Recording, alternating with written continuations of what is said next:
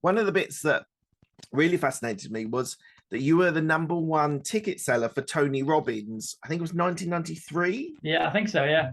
And then you also brought E-Myth, Michael Gerber's book, one of my favorite books as well, to the UK. So how did you get into that area?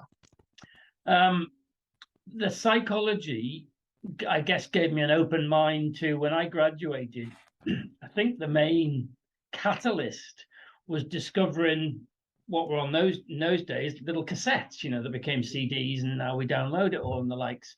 But it was just an inquiring mind, and I think the first set of tapes, as we called them, might well have been In Search of Excellence, the big business book at the time, Tom Peters. And then that took me further down the more personal development route. And because I was playing with network marketing in the very early days, that was classed as pyramids and all this stuff in the UK in the early 80s.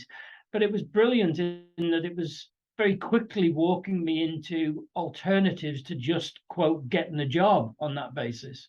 So I was into what started to become personal development over many years. And then through a group in Italy, I was introduced to NLP. Before, it was all badges, Oh, wow. and certificates in literally Mm. what would have been 1986. Wow. So quite intense work. So Yeah. I think it was just my inquiring mind, and then speed up to early 90s.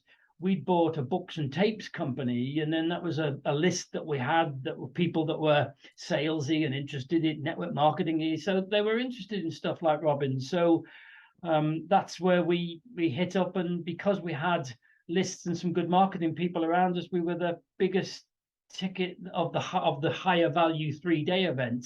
We were the biggest sellers for Robbins. And then the E-Myth one, I read something in little magazine or whatever about this thing, the E-Myth, the entrepreneurial myth, and it was the first thing that introduced me to what I understood was kind of the failure of my parents, that had a grocer shop in Liverpool, and they survived for 20 years, so they did something right. But it was my mother's idea to kind of almost the immigrant model, where you've got a shop that you can live in and you can make an income from, and then the dads tend to go out to work to get you. So you've got safe income and speculative income, and you've got a shop. Well, it was the E-Myth that said working on the business, not working in the business. And I knew my mother had the mindset to expand and try and do clever things, but my dad was, more conservative, more kind of, well, we'll get by type thing. So she was the innovator, and it was her idea. And it really explained, that they hadn't gone into the shop to get one working and then take the profits for that to buy a second one, and then, I don't know, have 10 shops and sell it off or whatever you do. And it was the E-Myth that explained that. So I then bumped into the book, of all places, in Sydney Airport, and the plane was delayed. And I'm not the world's fastest reader, but with a delayed plane and 24 hours on it as well, I read the whole book. And being, his thing is entrepreneur, manager, or technician. Typically, it's an entrepreneur that's going to call you and say, what you doing in England? And that's what happened. So I went over to San Francisco and took the second licensee, my best friend from college, with us. And the rest is history. And it was a terrific training. They're not my favorite company, but it was a terrific training and a terrific methodology in looking at business differently. Absolutely. E-Myth is one of my favorite books. There's a couple. Traction is another one of is another favorite of mine. There's Traction. Yeah. It's so personal development's obviously been an important part of your life for some time. Who now currently who's in that space would you recommend to my listeners? Well, some people don't like him, but I like GV, Gary Vaynerchuk. I like him because he's irreverent for a start. He's got a sense of humor, which sometimes isn't for the American palate, but the Brits, we don't mind a bit of swearing, and he's quite in your face, and I like his style on the almost, there isn't really a magic formula. Again, he's another sort of an immigrant, isn't he? That he's first generation born in the States, and I think his parents are Belarusian. And he had a start, didn't he? In that the family already had a wine business, but he's taken it such dramatic expansion through it. And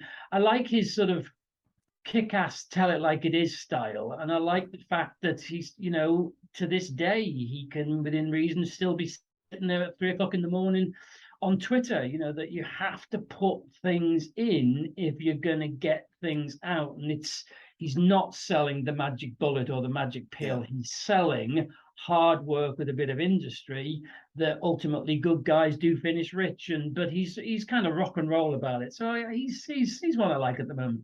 Yeah, I like Gary.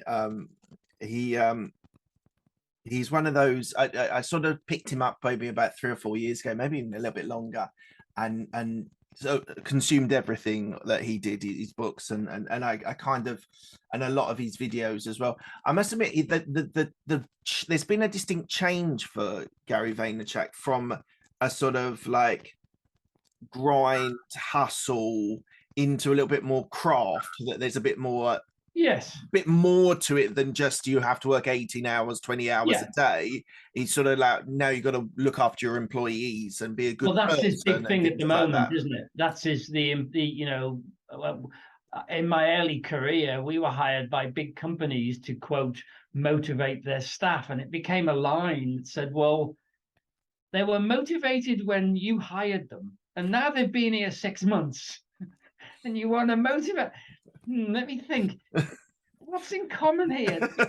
Maybe it's you that needs to change rather than hire people, demotivate them, then pay to get them motivated. And it's still an age of, you know, we listen to our son and his age generation, you know, early 20s. And what we call sort of management training, some big companies that he's already worked with, even as a sort of a kid.